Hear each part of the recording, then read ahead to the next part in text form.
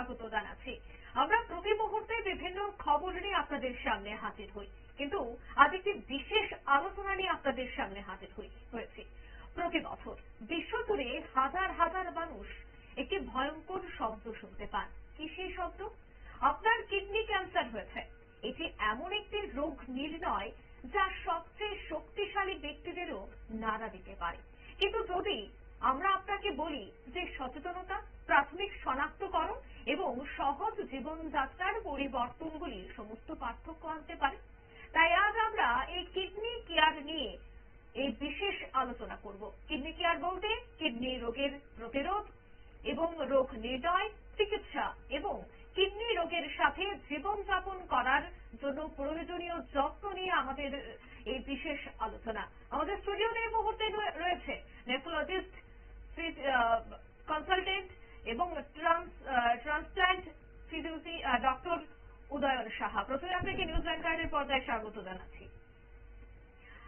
এই যে কিডনির একটা রোগ, বা আমরা প্রায় সময় এই বিষয়টা নিয়ে একটা চিন্তায় থাকি যে এই কিডনি সম্পর্কে বা এই কিডনির যে রোগগুলি রয়েছে সেটা কি কতটা মারাত্মক হতে পারে বা এই বিষয়গুলি কতটা গুরুতর হতে পারে।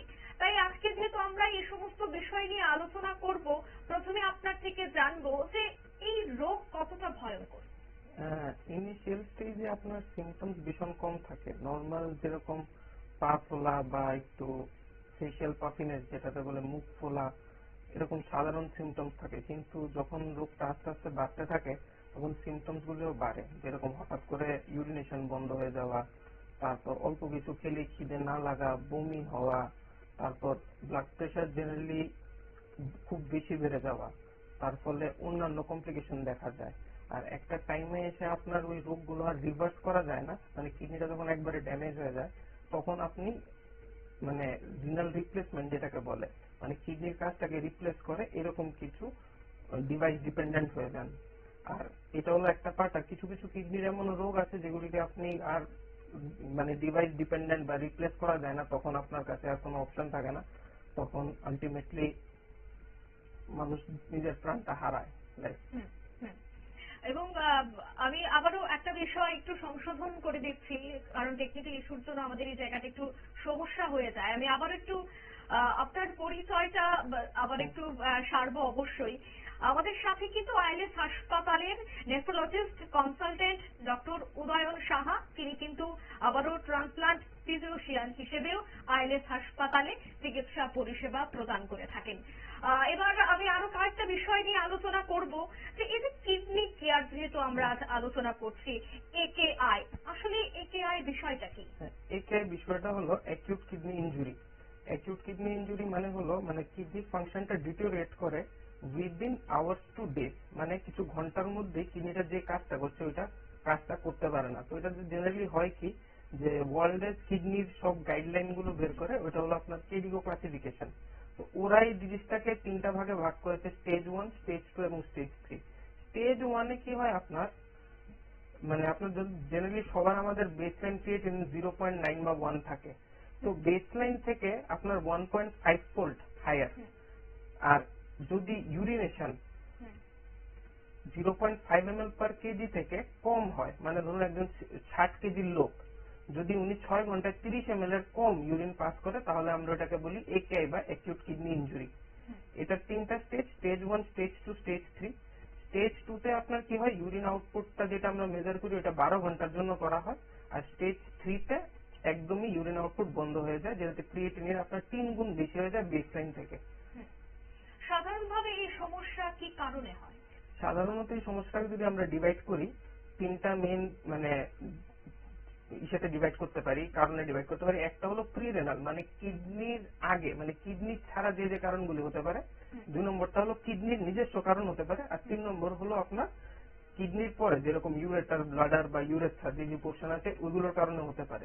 তো প্রিরেনাল যেটা বললাম, জেনারেলি হয় কি, আমাদের যখন হার্টটা একবার পাম্প করে প্রতি মিনিটে প্রায় 5 লিটার রক্ত পাম্প হয় পুরো শরীরে, ওইটার প্রায় 25% মানে 1.5 লিটারের মতো রক্ত কিডনি পায়। তো এখন বিভিন্ন সমস্যায় হয় কি, যে হার্ট তো পাম্প করছে কিন্তু কিডনিটা রক্ত পাচ্ছে না।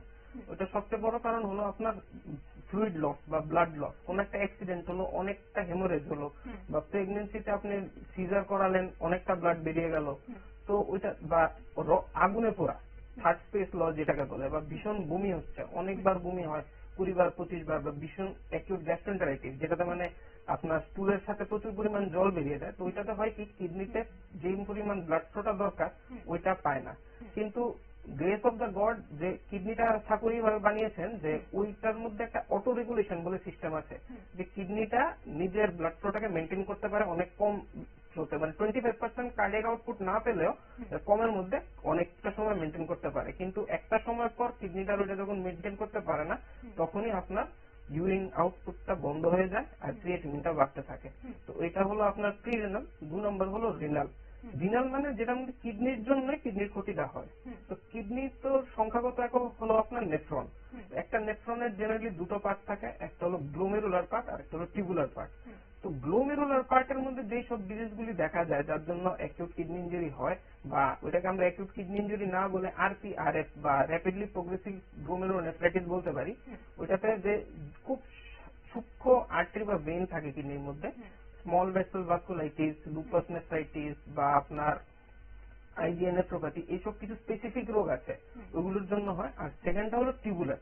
টিউবুলার পার্টে মেনলি আপনার হয় টক্সিনস। তো টক্সিনস কি হয়, কিছু টক্সিনস আমাদের শরীরের থেকে তৈরি হয়, যেটাগুলো আমরা বলি এন্ডোজিনাস বা এক্সোজিনাস টক্সিন, যেটা আমরা বাইরে থেকে নিই। তো বাইরে থেকে নেওয়া টক্সিন গুলির মধ্যে মেন যেগুলো আমাদের মানে বেশি ক্ষতি করে জেনারেলি ওদের মধ্যে হলো ড্রাগস। ড্রাগসের মধ্যে মানে হলো আপনার amino glycoside group antibiotic, vancomycin. তারপর আপনার দেখবেন এনজিওগ্রাফি করতে বা কোন একটা রোগ নির্ণয় করতে গেলে যে কন্ট্রাস্ট মিডিয়াটা দেওয়া হয়, ওই কন্ট্রাস্টটাও কিডনিটাকে ক্ষতি করে একে মানে অ্যাকিউট কিডনি ইনজুরি করাতে পারে। তাছাড়া শরীরের মধ্যে এমন কিছু টক্সিন যেগুলো তৈরি হচ্ছে যেগুলি অ্যাকিউট কিডনি ইনজুরি করাতে পারে, তার মধ্যে হলো আপনার যেমন ধরেন ক্যান্সারের কোন একজন পেশেন্ট মাইলোমা, একটা বলে বোন ক্যান্সার আছে, তো ওইটাতে যে মাইলোমা স্মল মলিকুল গুলো আছে এটা কিডনি টিউবুলসে জমা হয়ে এরকম অ্যাকিউট কিডনি ইনজুরি হয়। বা কেমোথেরাপির পর একটা সিনড্রোম আছে টিউমারলাইসিস সিনড্রোম, তো ওইটাতেও শরীরের মধ্যেই শরীরটাকে কিডনির মধ্যে ক্ষতি করে। তো এটা হলো রিনাল। আর তারপর হলো পোস্ট রেনাল। পোস্ট রেনাল হলো কিডনি তো ইউরিনটা তৈরি করে, তারপরে ইউরিনটা আপনার ইউরেটারের মাধ্যমে ব্লাডারে আসে, ব্লাডার থেকে ইউরেথ্রা হয়ে আপনার ইউরিন করে আপনার মানে ইউরিনটা পাস করি। তো এই যে সিস্টেমটা ইউরেটার বা ব্লাডারে কোনো জায়গায় যদি অবস্ট্রাকশন থাকে, সাপোজ কোন একটা স্টোন বা টিউমার বা ফাইব্রোসিস, বা অনেকে রেডিয়েশন থেরাপি হয়, তো রেডিয়েশন থেরাপি হলে হয় কি অনেক সময় ফাইব্রোসিস হয়ে যায়, তো ইউরিনটা ঠিকভাবে পাস হতে পারে না, তার জন্য ব্যাকফ্লো হয়ে কিডনিটার ক্ষতি করে। কিন্তু সময় মতো যদি চিকিৎসা না হয় তবে কি হতে পারে? চিকিৎসা না হলে কি সমস্যা হতে পারে? হ্যাঁ, সময় মতো ট্রিটমেন্ট। এখন আমি যেগুলো বললাম যে ডেফিনেটিভ ট্রিটমেন্ট বলে একটা আপনার ওয়ার্ড আছে, যেরকম আপনার জ্বর হলো আপনি প্যারাসিটামল খেলেন, জ্বরটা কমে গেল, কিন্তু ব্যাক সাইড আপনার যে কারণে জ্বরটা হচ্ছে ওইটার ট্রিটমেন্ট দরকার প্যারাসিটামল থেকেও বেশি। সেম একেআইতে হয় কি আপনার অফেন্ডিং এজেন্ট, মানে যেটার জন্য একেআইটা হচ্ছে ওইটার ট্রিটমেন্ট করা বেশি দরকার। সাপোজ আপনার এখন ধরেন যেটা বললাম কার্ডিয়াক আউটপুট কম বা ক্রনিক ব্লাড ফ্লোটা কিডনিতে কম হচ্ছে, ওটাকে ঠিক করার জন্য ধরেন আপনার ভীষণ বমি বা স্টুল অনেকবার পেট খারাপ হয়ে পাস হলো, তো ওটাকে ফ্লুইড রিপ্লেসমেন্ট যদি আমরা টাইমে করি তাহলে কিডনিটার উপরে প্রেশারটা আসে না। বা পোস্ট অবস্ট্রাকটিভ যেটা আমরা বললাম পোস্ট রেনাল, তো ওই সময় ধরুন কোথাও একটা টিউমার আছে বা স্টোন আছে যেটা ইউরিন ফ্লোটা ঠিক করতে দিচ্ছে না, ওইটার জন্য ব্যাকফ্লো হচ্ছে, তো ওইটাকে আমরা রিমুভ করি ওইটার জন্য, তাহলে কিডনিটা আবার রিকভারি করার চান্স থাকে। তো এখন কতক্ষণের মধ্যে করলে ভালো, তো ওইটা ডিপেন্ড করে আপনার intensity of the blockage or intensity of the damage. তো উইদিন 48 to 72 আওয়ারের মধ্যে যদি ট্রিটমেন্ট হয় তাহলে খুব ভালো, মানে রেজাল্ট ভালো পাওয়া যায়। আরো একটা বিষয় জানবো, সিকেডি অর্থাৎ ক্রনিক কিডনি ডিজিজ। এই ক্রনিক কিডনি ডিজিজটা কি বা আমরা কিভাবে বুঝবো এই বিষয়টা? অন্যদিকে যারা ডায়াবেটিস বা প্রেসার সে সমস্ত কারণেও কি এই ক্রনিক কিডনি ডিজিজটা হতে পারে, সে বিষয়টা ক্রনিক কিডনি ডিজিজ কিভাবে ডিফারেন্ট করবেন আপনি অ্যাকিউট কিডনি ডিজিজ থেকে? ওটা হলো আমরা অ্যাকিউট কিডনি ডিজিজে বললাম কি মানে কিডনিটা খারাপ হয় আপনার within hours two days, but chronic kidney ডিজিজে কি হয় structural and functional derangement of the kidney for more than 3 months। তো 3 মাস ধরে যদি কিডনির পারফরমেন্সটা কম থাকে তখন আমরা ওইটাকে লেবেল করি ক্রনিক কিডনি ডিজিজ। তো ক্রনিক কিডনি ডিজিজের মানে মোস্ট কমন কারণ হলো ইন্ডিয়ার মধ্যে ডায়াবেটিক নেফ্রোপ্যাথি বা ডায়াবেটিক কিডনি ডিজিজ আমরা যেটাকে বলি।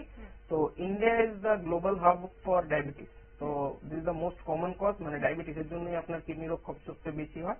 তাছাড়াও সেকেন্ড কমন আরেকটা কজ হলো হাইপারটেনশন।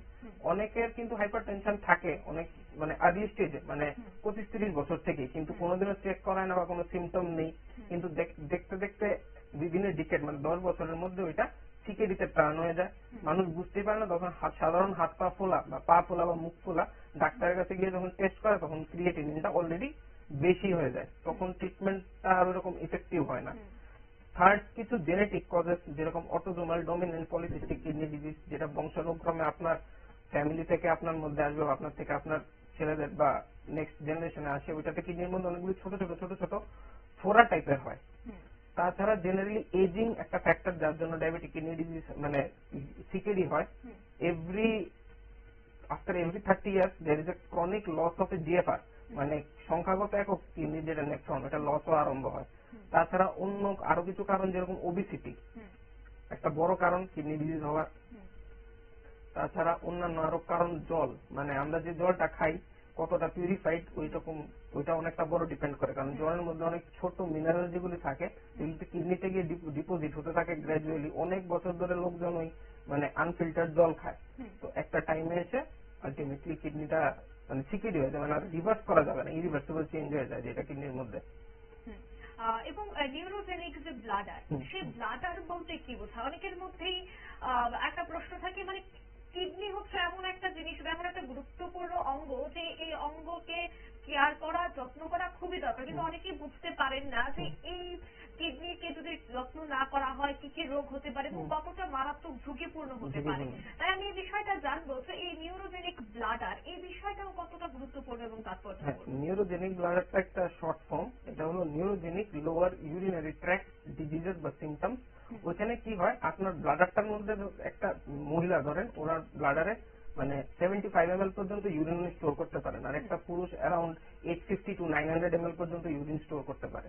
তো জেনারেলি হয় কি, একজন সুস্থ মানুষ যখন ইউরিনেট করে মোটামুটি ব্লাডারটা এমটি করে দেয়, মানে লেস দেন 100 ml এর থেকেও কম ইউরিন জমা থাকে। তো নিউরোজেনিক ব্লাডারের ডিজিজটাতে হয় কি, আপনার ইউরিনটা রেসিডুয়াল ইউরিনটা রয়ে যায় কন্টিনিউ ব্লাডারের মধ্যে। তো ব্লাডারের মধ্যে ইউরিনটা রয়ে গেলে প্রবলেমটা কি, ইউরিনটা একটা বর্জ্য পদার্থ, শরীর থেকে যদি না বেরোয় ওইটার মধ্যে আপনার বিভিন্ন ইনফেকশন আর ব্যাকফ্লো একটা সৃষ্টি হতে থাকে প্রেশার কিডনির দিকে।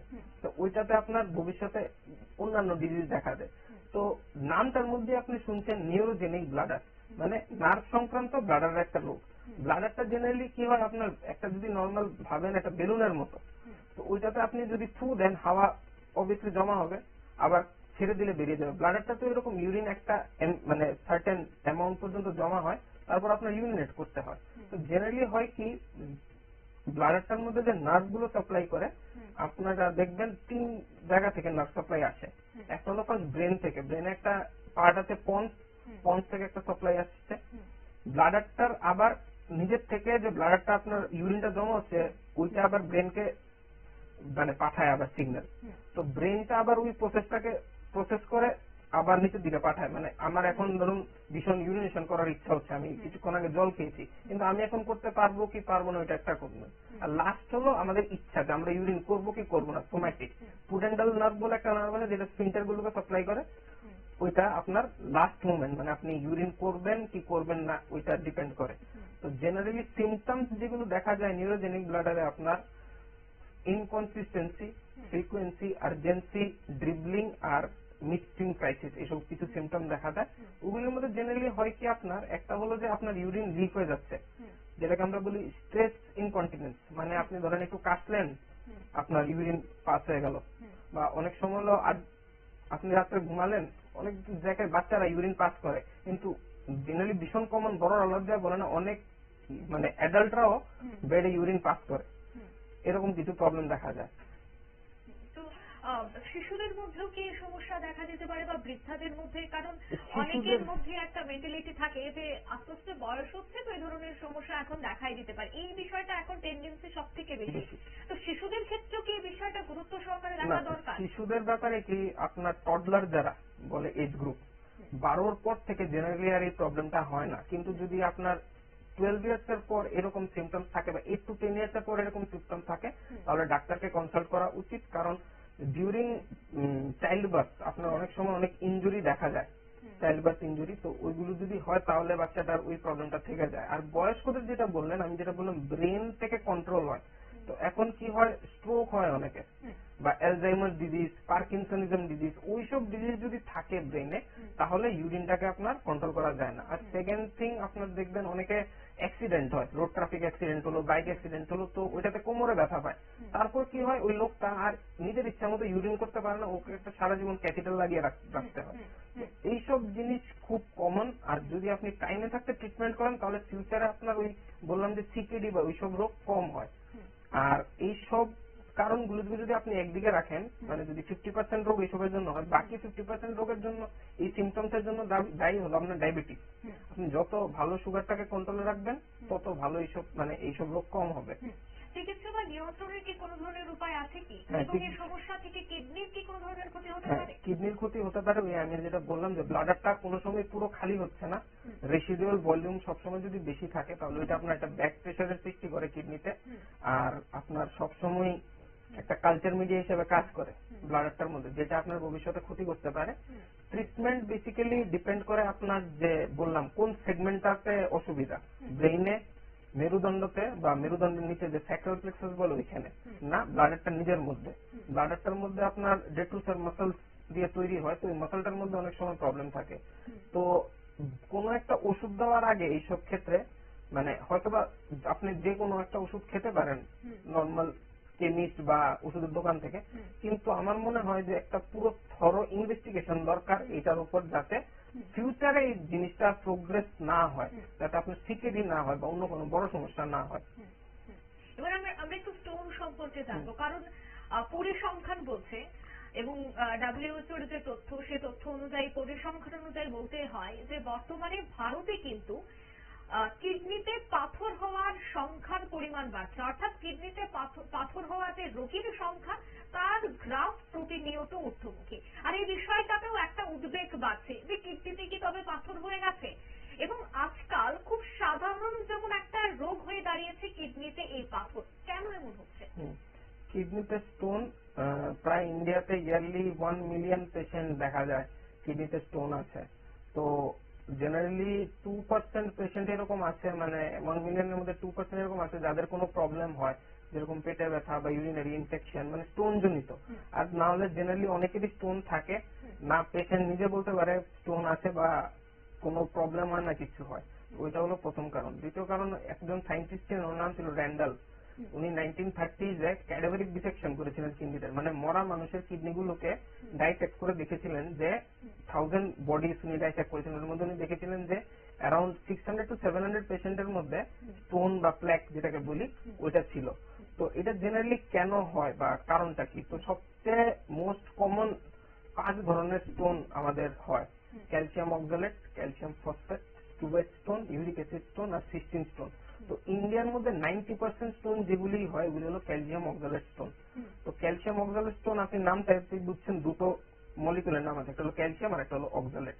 তো এখন excessive consumption of calcium, excessive consumption of oxalate যদি ঠিক মতো বেশি পরিমাণে হয়, তাহলে এই স্টোনগুলি হওয়ার একটা বড় কারণ থাকে।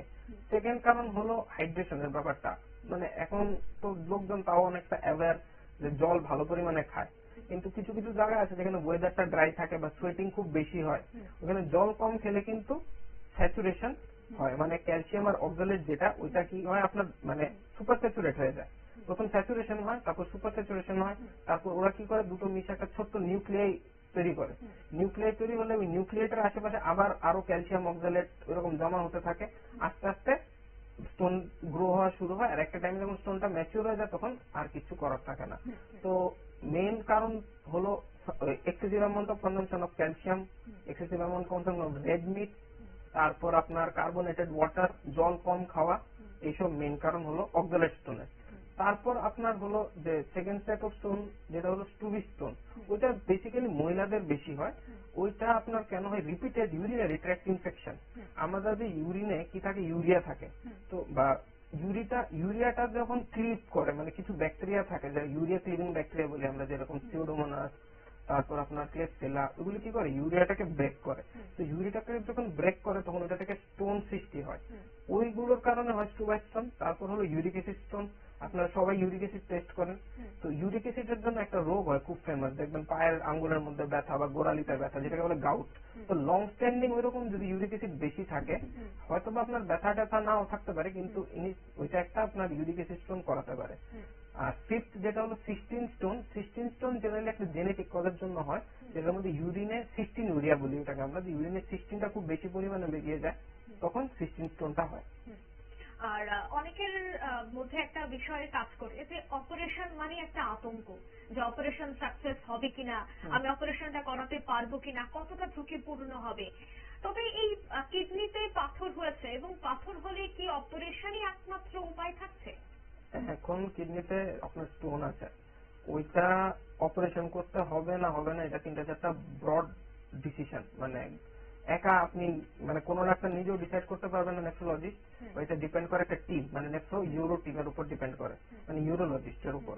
তো ডিপেন্ড করে কি, সাইজ যদি ছোট থাকে, 10 mm এর কম, আর ওইটা কোনো অবস্ট্রাকশন করছে না বা ইউনিল্যাটারাল আছে না, আপনার কোনো পেন আছে বা ইনফেকশন হচ্ছে বা আপনার ইউরিনেও কোনো ব্লাড যাচ্ছে না, ওরকম প্রবলেম যদি না থাকে, তাহলে জেনারেলি অপারেট করার দরকার নেই। হ্যাঁ, এখন থেকে যদি আপনার ইয়ারলি, ধরুন আপনার ব্যথা হচ্ছে বারবার বারবার, ইনফেকশন হচ্ছে বারবার, আপনার ডেইলি যে কোয়ালিটি অফ লাইফটা ওইটা আপনি মেনটেন করতে পারছেন না, তাহলে আপনার অপারেট করা ভালো। আর অপারেট করার আগে কি হয়, মানে ইনভেস্টিগেট করি, মানে সিমটমের উপর। জেনারেলি কি কিডনি স্টোন মানে সবাই ভাবে পেটে ব্যথা, কিন্তু জেনারেলি কিন্তু অনেক সময় অনেকে ইগনোর করে, বেসিক্যালি যারা ইয়াং মানে এজের লোক, 20s বা 30s এ র্যান্ডম লাইফস্টাইল লিড করে, ওদের দেখবেন ইউরিনে মাঝে মাঝে মানে গ্রস ব্লাড যায়, খুব কম অ্যামাউন্টে, হয়তো বা চোখে পড়লো না পড়লো বা কেউ ইগনোর করে, আছে ঠিক আছে পরে দেখবো, আবার গেলে দেখবো। তো ওইগুলো কিন্তু early signs of renal stone. তো ওইগুলোকে যদি অ্যাড্রেস করা যায়, তো ওই সময় ইউএসজি বা স্ক্যান, এমআরআই, মানে একটা ইনভেস্টিগেশন যদি করেন, তখন আপনি এশিওর হতে পারবেন যে কোথায় স্টোনটা আছে, কিরকম সাইজ আছে, আমার কি অপারেট করার দরকার না দরকার নেই। এবং খাবার দাবারের কথা আপনি বলছিলেন যে খাবার দাবার কিছুটা নিয়ন্ত্রণ করা খুব দরকার, নয়তো বা এই পাথর রোধ করা কোনোভাবে সম্ভব নয়। তবে জানবো যে মানে বারবার কিডনিতে পাথর হওয়া কি কোনো বড় সমস্যার ইঙ্গিত থাকছে? হ্যাঁ, বারবার যদি আপনার কিডনিতে পাথর হয়, ব্যাপারটা সিরিয়াসলি নেওয়া দরকার। কারণ একটা লাইফ টাইমে আপনার, ধরুন এখন তো জেনারেলি মানুষ 60 ইয়ার্স বা 70 ইয়ার্স পর্যন্ত বাঁচে, তো ওই পিরিয়ডে আপনার যদি একবার স্টোন হয়, ইউনিল্যাটারাল স্টোনে, মানে যে কোনো একটা কিডনি বা ইউরেটারে আছে, তাহলে ঠিক আছে, এটা কমন, মানে অত বেশি ভাবার কিছু নেই। কিন্তু যদি আপনার বাইল্যাটারাল স্টোন থাকে আর উইদিন 50 ইয়ার্স আপনার এরকম বাইল্যাটারাল স্টোন, আপনি অলরেডি একবার অপারেট করিয়েছেন আবার হচ্ছে, তাহলে আপনার ইনভেস্টিগেশন করা উচিত। ওইটাতে কি করা হয়, জেনারেলি 24 আওয়ার ইউরিনটাকে কালেক্ট করা হয়। ওইটার মধ্যে বিভিন্ন ফ্যাক্টর, যেরকম calcium, oxalate, phosphate, uric acid, ওই সবগুলোর মেজারমেন্ট দেখা হয়। যদি এগুলো ঠিক পরিমাণে আছে তাহলে ঠিক, যদি বেশি থাকে তাহলে আপনার কোন একটা সিস্টেমিক ডিজিজ আছে, মানে বডিতে একটা সিস্টেমিক ডিজিজ, মানে এই মানে অন্য কোথাও কিছু একটা সিস্টেমের প্রবলেম আছে, যার জন্য আপনার ইউরিনে এইসব মানে মলিকুলগুলো বেশি বের হচ্ছে, আর যার জন্য স্টোন ফর্মেশনটা বেশি হচ্ছে। এবং আপনি যেহেতু আইলেস হাসপাতালে ট্রান্সপ্লান্ট ফিজিশিয়ান হিসেবে কাজ করছেন, তবে এই বিষয়টা তো আমরা আরো বিস্তারিত আলোচনা করতে পারি, কারণ এই কিডনি ট্রান্সপ্লান্ট বিষয়টা কিভাবে হয় বা কাকে বলে, এবং আপনি যেহেতু একজন বিশেষজ্ঞ রয়েছেন আমাদের সাথে এবং আইলেস হাসপাতালে আপনি কর্মরত রয়েছেন, এই বিষয়টা সম্পর্কে আমরা কিন্তু বিস্তারিত আপনার থেকে জানতে চাই। ট্রান্সপ্লান্ট বিষয়টা মানে ব্লাড ডোনেশন করা, যেরকম গ্রুপ এ কে দিতে পারে, গ্রুপ বি কে দিতে পারে, এবি কে দিতে পারে, আর আমরা সবাই জানি ও সার্বজনীন দাতা, তো ও কিডনি সবাইকে দিতে পারে। ওইরকম ভেরি ইজি, কিন্তু problem in the next step, যখন আপনার কিছু স্পেসিফিক টেস্ট করা হয়, মানে আপনার শরীরের ডিএনএ তে কিছু অ্যান্টিজেন আছে, তো ওই অ্যান্টিজেনগুলি আপনি যাকে দেবেন, যে রিসিভ করবে কিডনিটা, রেসিপিয়েন্ট, ওর শরীরে ওই অ্যান্টিজেনটার এগেইনস্টে কোনো অ্যান্টিবডি যাতে না তৈরি হয় বা না থাকে, তো ওকে আপনি যদি কিডনিটা দেন তাহলে ওর শরীরে কিডনিটা অবভিয়াসলি ভালো কাজ করবে। তো ওর জন্য যে টেস্টগুলি করা হয়, HLA টাইপিং, ক্রস ম্যাচিং, মানে ট্রান্সপ্লান্ট করার আগে ডোনার এবং রেসিপিয়েন্ট দুজনের ব্লাড নিয়ে টেস্টগুলো করা হয়। যদি রিপোর্ট ঠিক থাকে তাহলে ট্রান্সপ্লান্ট করা সাকসেসফুল হবে, মানে চান্সেস আর গুড। আর যদি রিপোর্ট গুলি খারাপ হয় তাহলে মানে জেনারেলি অনেক সেন্টারে কি হয়, একটা মানে স্ট্যান্ডার্ড লেভেল মেনটেন করেন, এর নিচে হলে আমরা করবো না ট্রান্সপ্লান্ট, আর এর উপর হলে করবো, ওই রকম ভাবে ডিপেন্ড করে দুটো জিনিস। আর 3 নম্বর হলো ব্যাপার, জেনারেলি যে ট্রান্সপ্লান্ট মানে হয় 90% ক্ষেত্রে যে সিকেডি বললাম ওইসব পেশেন্টদের বেশি হয়। তো সিকেডি যখন আপনার ক্রিয়েটিনিন 5-6 আছে বা ইজিএফআর অ্যাটলিস্ট 20-25, মানে আপনি নন ডায়ালিসিস ডিপেন্ডেন্ট, তখন আপনার কাছে একটা গোল্ডেন পিরিয়ড থাকে 6 মান্থস টু 1 ইয়ার, আপনি ওই সময় ট্রান্সপ্লান্টটা করে নিলে ভালো। কারণ একবার ডায়ালিসিস আরম্ভ হওয়ার পর কি হয়, আপনার রিপিটেড ব্লাড ট্রান্সফিউশন দরকার হয়। তো ব্লাড ট্রান্সফিউশনে হয় কি, আপনার অনেকগুলো অন্য জনের অ্যান্টিজেন শরীরে যাচ্ছে, যার জন্য শরীরে অলরেডি একটা অ্যান্টিবডি রেডি করছে। তো ফিউচারে যদি আপনি ট্রান্সপ্লান্ট করেন তাহলে ট্রান্সপ্লান্টের সাকসেস রেটটা একটু কম হয়। এবং যারা কিডনি দাতা রয়েছেন তারা কি কোনোভাবে আত্মীয় হতে হবে বা অন্য কেউ কি দিতে পারবে না, এই বিষয়টা? জেনারেলি আমরা তো যাই দেখি ট্রান্সপ্লান্ট বেশিরভাগ ডোনার মোস্টলি মানে মানে ব্লাড গ্রুপ মেলার পর জেনারেলি এরকম কোনো কথা নেই যে আত্মীয় দিতে হবে। অন্য কেউ যদি আপনার ফ্রেন্ড, আপনার খুব ক্লোজ ফ্রেন্ড না চায় আপনার লাইফটা লং করুন, কারণ ও একটা কিডনি দিয়ে দিল, ওর ওইরকম কোনো বিশেষ অসুবিধা হবে না, ও নেক্সট 10 to 20 ইয়ার্স 25 ইয়ার্স একটা মানে ভালো কোয়ালিটির লাইফ লিড করতে পারবে যদি রেস্ট্রিকশনে চলে। কিন্তু আমরা দেখি বেশিরভাগ সময় মানে ডোনার ফিমেল বেশি থাকে, ইন ভিউ অফ দেখবেন মানে ওয়াইফ হাজবেন্ডকে দিচ্ছে বা কোনো বোন ওনার ভাইকে দিচ্ছে বা মা ছেলেকে দিচ্ছে। তো এক্সপেন্সুয়ালি দেখতে গেলে বেশি মানে রিলেটেড ডোনার যেটা হয়, হয় স্পাউস, নাহলে মাদার, নাহলে সিস্টার, তো ওইরকম আর কি। এবং যারাই তাদের কিডনি দান করছেন তাদের ক্ষেত্রে জীবনের ঝুঁকি আপনি বলছেন যে তেমন থাকে না, কিন্তু কিছু কি নিয়ম মানতে হয়? নিয়ম তো ডেফিনেটলি মানতে হবে, কারণ আপনার ধরুন এখন দুটো কিডনি আছে, একটা আপনি ডোনেট করে দিচ্ছেন, তো পুরো শরীরের কাজটা একটা কিডনিকেই করতে হয়। তো ডেফিনেটলি আপনার একটু খাওয়া দাওয়া, লাইফস্টাইল, ওইসব ব্যাপারে আপনার লক্ষ্য রাখতে হবে। আর জেনারেলি হয় কি, কিডনি ডোনেশনের পর যেটা সচরাচর দেখা যায়, উইদিন 2 to 3 ইয়ার্স জেনারেলি লোকেরা হাইপার টেনশন ডেভেলপ করে, মানে 5% people use to develop hyper tension within a year or 2 years after the renal transplantation। তো ওইটাই রেগুলার যদি আপনি চেক আপে থাকেন তাহলে জেনারেলি এরকম কিছু হয় না। এই প্রক্রিয়া কি কোনো ধরনের ঝুঁকি বা সতর্কবার্তা কি থাকে? না, এটা তো কি আপনার একটা অর্গান আরেকজনকে দিচ্ছেন, তো রিস্ক তো আছে, কিন্তু ব্যাপারটা কি ক্যালকুলেটেড রিস্ক নিতে হবে। আপনি ধরুন একজন ডায়ালিসিসের পেশেন্ট আছে 5 ইয়ার্স টু 15 ইয়ার্স পর্যন্ত ভালো লাইফ মানে ডায়ালিসিস করে, কিন্তু যেরকম কস্ট আপনার হয় একটা মানে সেশন বা 1 বছরে, আপনি ট্রান্সপ্লান্ট যদি করেন একসঙ্গে হয়তো বা পুরোটা টাকা লাগে, কিন্তু অ্যাটলিস্ট যদি ট্রান্সপ্লান্ট সাকসেস হয় 8 to 10 ইয়ার্স একজন মানুষ খুব ভালোভাবে মানে লাইফটা লিড করতে পারে। আর ট্রান্সপ্লান্ট করার পর আরেকটা ব্যাপার কি, মানে ডোনার যে ওর তো খুব সতর্ক থাকতে হয়, রেসিপিয়েন্টের আরো বেশি সতর্ক থাকতে হয়, কারণ রেসিপিয়েন্ট কন্টিনিউ আপনার ইমিউনোসাপ্রেসিভ মেডিসিন, স্টেরয়েড, আর আপনার সিএনআই মানে ক্যালসিয়াম ইউরিন ইনহিবিটরস আর মাইক্রোফেনোলেট মোফিটিল, এই 3টা গ্রুপের ড্রাগ কন্টিনিউ খেতে হয়। তো ওইগুলো খেলে কি হয়, আপনার ইমিউনিটিটা কনস্ট্যান্ট সাপ্রেশনে থাকে, তো অন্যান্য ইনফেকশন, সাইটোমেগালোভাইরাস, বিকে ভাইরাস বা নিউমোনিয়া, ইনফ্লুয়েঞ্জা ভাইরাস, ক্লেপসেলা, এইসব ইনফেকশন বেশি হয়। তো জেনারেলি ওইসব ইনফেকশন যখন বেশি হয় তো মানুষকে অনেকটা একটা আইসোলেটেড থাকতে হয়, যেরকম মাস্ক ইউজ করা, আপনার খাওয়ার মানে বাসন যেগুলো থাকে, প্লেট, কাটলারি, যেগুলোকে আলাদা গরম জলে ধোয়া বা আলাদা বাথরুম আর টয়লেট ইউজ করা, বেডটা আইসোলেট করে রাখা, পাবলিক গ্যাদারিং অ্যাভয়েড করা, তো এইসব অনেক বাইন্ডিংসে থাকতে হয় পোস্ট ট্রান্সপ্লান্টেশন। আরো একটা বিষয় আমি হঠাৎ করে এই আলোচনায় বেরিয়ে এলো যে যারা এই কিডনি দান করছেন তাদের যদি কোনোভাবে ডায়াবেটিস থাকে, অনেকের ক্ষেত্রে দেখা যাবে ডায়াবেটিস থাকে, সহজে রোগ নির্মূল করা সম্ভব হয় না, তো যারা দান করছেন তাদের যদি ডায়াবেটিস থাকে তাদের কি কোনো ধরনের ঝুঁকি থাকে বা অপারেশনের ক্ষেত্রে কি কোনো ধরনের একটা বিপদ থাকতে পারে? যদি ডোনারের ডায়াবেটিস থাকে, কিছু কিছু মানে ট্রান্সপ্লান্ট সেন্টারে জেনারেলি ডায়াবেটিক ডোনার ওরা অ্যাকসেপ্ট করে না, কিন্তু যদি ইজিএফআর ভালো থাকে এট দ্য এজ অফ 40 আর সুগার কন্ট্রোল থাকে তাহলে অন্যান্য প্রিকশন নিয়ে কিডনি ট্রান্সপ্লান্ট করা যায়। মানে ওইটা একটা রিস্ক আছে ডোনার যে নেই রেসিপিয়েন্টকে কিডনিটা দেবে, যাতে ফিউচারে ও জানে যে আমার ডায়াবেটিস আছে, আমার ফিউচারে কিডনি রোগ হতে পারে, আমার দুটো কিডনি ছিল মানে আছে, এখন একটাই থাকবে ফিউচারে, তো ওর তো রিস্ক আছে। এবং আমরা কেউ দীর্ঘ আলোচনা করছি এবং আমরা প্রত্যেকেই জানি যে আগরতলা শহরের স্বনামধন্য একটি হাসপাতাল হচ্ছে আইএলএস হাসপাতাল। আর আগরতলায় কিডনি চিকিৎসার পরিকাঠামোর দিক থেকে আমরা দেখি প্রায় সময় বিভিন্ন ধরনের তারা মেশিন এনে থাকেন এবং বেশ কিছুদিন আগে রাজ্যের মুখ্যমন্ত্রীও গেছিলেন এবং সেই পরিকাঠামো নিয়ে তিনি প্রশংসাও করেছেন আইএলএস হাসপাতাল নিয়ে। তবে যেহেতু আমরা কিডনি কেয়ার নিয়ে আলোচনা করছি, তাই আইএলএস হাসপাতালে আগরতলায় এই কিডনি চিকিৎসার জন্য কি কি সুযোগ সুবিধা পাওয়া যায়? আইএলএস হাসপাতালে আপনি যদি দেখুন কিডনি ট্রিটমেন্টের ব্যাপারে মোটামুটি সব সুবিধা আছে। আর জেনারেলি লোকজনের একটাই ধারণা যে ডায়ালিসিস, তো ডায়ালিসিসে তো আমাদের অ্যারাউন্ড 24 মেশিন, মানে ওপিডি বেসিসে যারা ডায়ালিসিস করেন, মানে সকালে আসলেন 4 আওয়ার সেশন কমপ্লিট করে আবার চলে গেলেন ডায়ালিসিস করে, তো ওই রকম 24 মেশিন আছে। ট্রেন টেকনিশিয়ান আর নেফ্রোলজিস্ট প্রতি সেশনে গিয়ে আপনার রাউন্ড করে।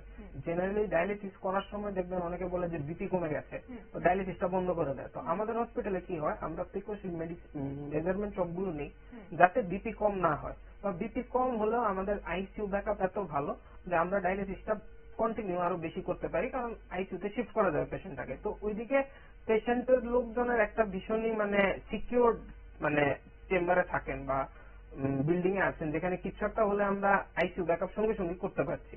সেকেন্ড থিং, আপনার ডায়ালিসিস মেশিন, টেকনিশিয়ান আর ওই ডায়ালিসিস রুমটা ছাড়া আপনার আরো ইকুইপমেন্ট দরকার হয়, যেটা ওয়াটার পিউরিফায়ার বা আরো যেটাকে বলা হয়।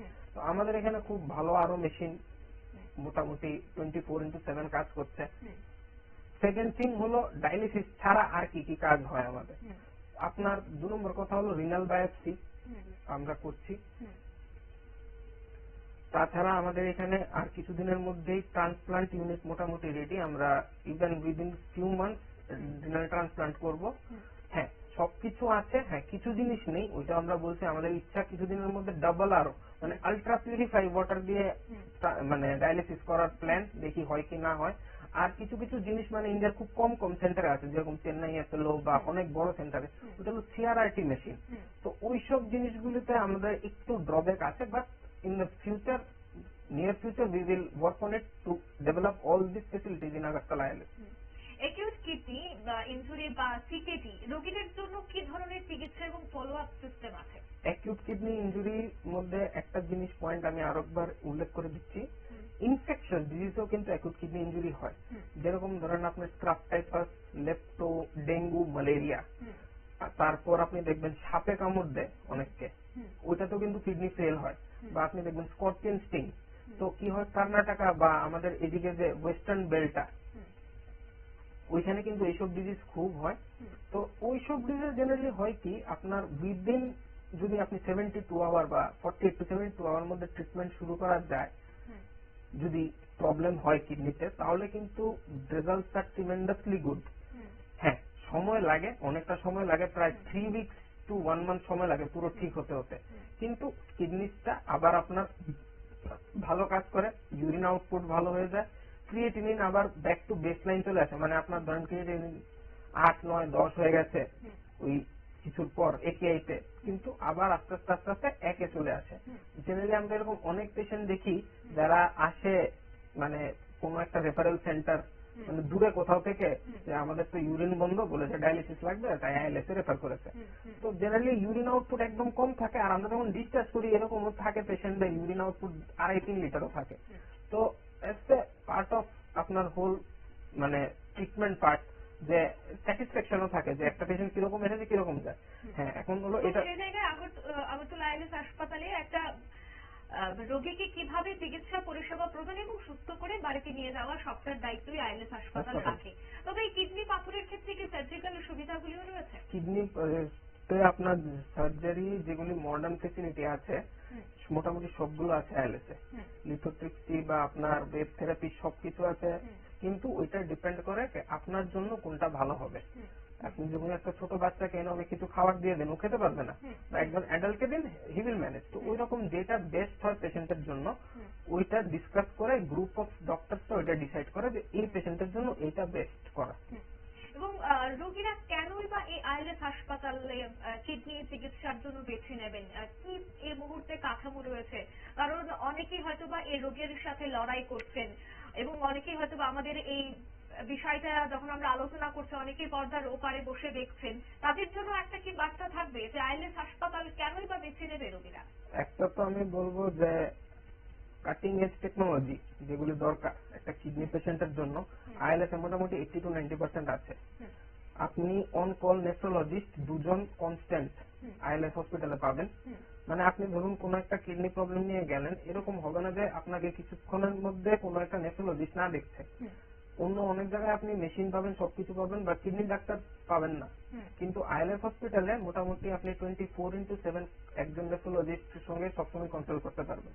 সেকেন্ড থিং, যেগুলো বললাম, ডায়ালিসিস যদি দরকার হয় ডায়ালিসিস আছে, কিডনি বায়োপসি যদি করতে হয় কিডনি বায়োপসি আমরা করতে পারছি। ডায়ালিসিসের জন্য যদি আপনার ফিস্চুলা করতে হয়, ফিস্চুলা করার জন্য আমাদের সিটি সার্জনস আছেন। পার্ম ক্যাট করতে আমিও পারি, কোনো প্রবলেম নেই। মানে 24/7 আপনার পুরোটা সিস্টেম রানিং অবস্থায় থাকে। আপনি এনি টাইম কোন একটা প্রবলেম নিয়ে যদি আসেন তাহলে ওটাকে আমরা খুব ভালোভাবে অ্যাপ্রোচ করতে পারবো।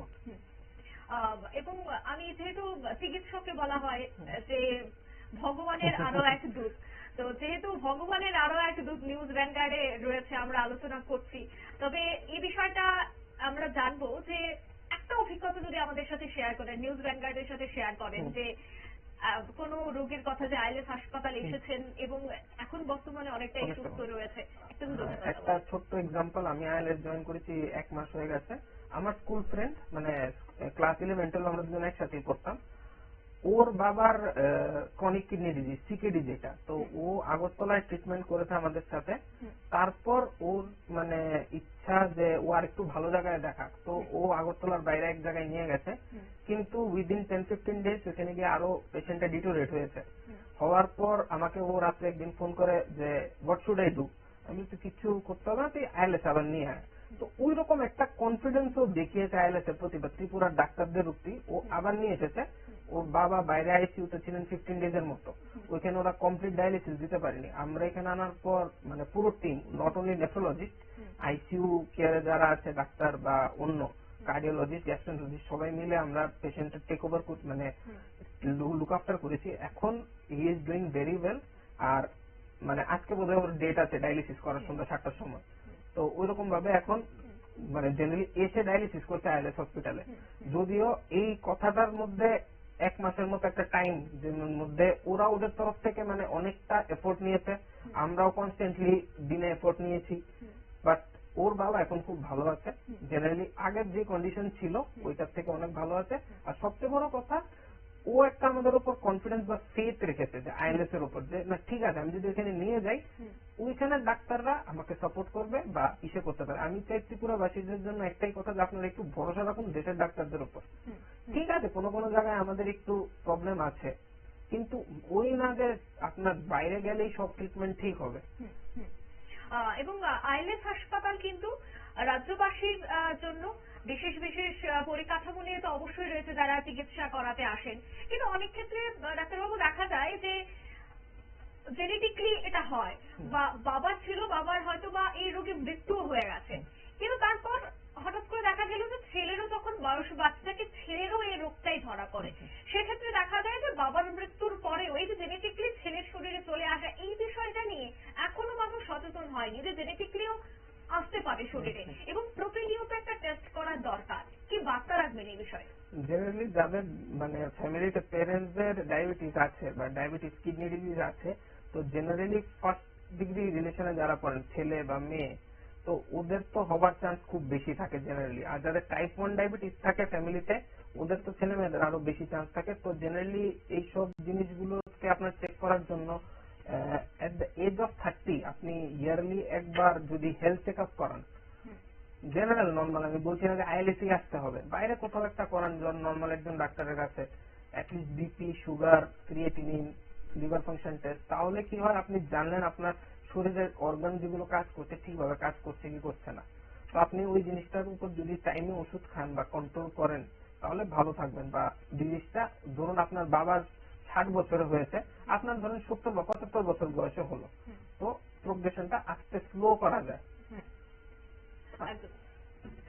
আপনাকে অসংখ্য ধন্যবাদ জানাচ্ছি Thank you. আমাদের সাথে সময় দেওয়ার Thank জন্য, কারণ কিডনি কেয়ার এবং এই কিডনি কেয়ার সম্পর্কে আমরা হয়তো বা প্রত্যেকেই সচেতন নই, বা যারা সচেতন রয়েছি আমরা জানি না যে কি করতে হবে, বা অনেক বিষয়ে দেখা যায় যে কিডনি ফেল হয়ে গেলে কি করতে হবে এই বিষয়টা নিয়ে অনেক আলোচনা হয়, কিন্তু কিডনিকে সুস্থ তো রাখতে হবে, যদি সুস্থ না রাখি তারপরেই তো কিডনি নষ্ট হওয়ার সম্ভাবনা থাকে। তাই সেই ক্ষেত্রে একেবারে লাইফস্টাইল কিভাবে পরিবর্তন করতে হবে, কারণ বর্তমান লাইফস্টাইল খুব এই মুহূর্তে দাঁড়িয়ে এতটাই জাম হয়ে গেছে যে সে জায়গায় প্রচুর রোগ এই মুহূর্তে ধরা পড়ছে। তাই সেক্ষেত্রে কিডনি যেহেতু দেহের মধ্যে একটা গুরুত্বপূর্ণ অঙ্গ, তাই সেক্ষেত্রে আমরা প্রত্যেকেই কিন্তু এই বিষয়টা সম্পর্কে সজাগ এবং সতর্ক হব। আমাদের সাথে আইএলএস হাসপাতালের চিকিৎসক ছিলেন, আমি আবারও আপনাকে অসংখ্য ধন্যবাদ জানাচ্ছি বিস্তারিত আলোচনা করার জন্য, এবং পরবর্তী সংবাদে তো অবশ্যই রাখা হচ্ছে, তবে এই মুহূর্তের আলোচনা আমি এখানেই শেষ করছি। ধন্যবাদ।